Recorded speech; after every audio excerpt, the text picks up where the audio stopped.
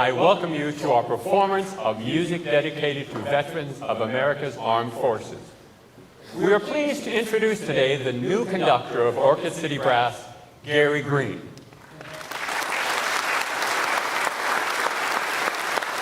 He is already familiar to South Florida audiences from his work at the University of Miami Frost School of Music, where he was professor and chair, Department of Instrumental Music, and director of bands. For over 20 years, he was director of the Wind Ensemble and commissioned and performed many new works before his retirement.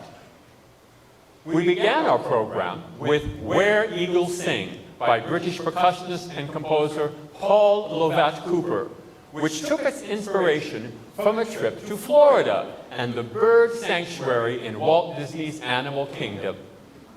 As the composer wrote about his experience, the highlight for me was the conclusion of the show where the most awesome sight greeted us as an American bald eagle soared over the audience. When Philip Biggs invited me to write a piece for the Great Northern Arts Festival, I had no doubt about my inspiration and wanted to create a piece that paid homage to the American bald eagle. This piece is everything associated with the eagle: bold, powerful, and graceful, and now free to soar and sing in the American homelands.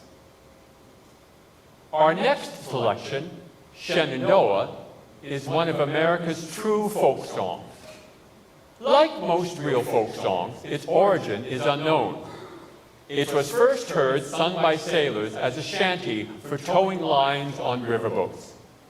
Its lyrics are also somewhat cryptic, but most of the versions hint at a sailor who is in love with the daughter of an Indian chief. The song was so popular that it could be heard sung by sailors the world over. Stephen Buller's beautiful setting is for a smaller ensemble, using just the low brass, with no cornets or trumpets. The haunting quality of the melody is highlighted by our two soloists, Frank Raimondi on Flugelhorn and Pasch on Euphonium.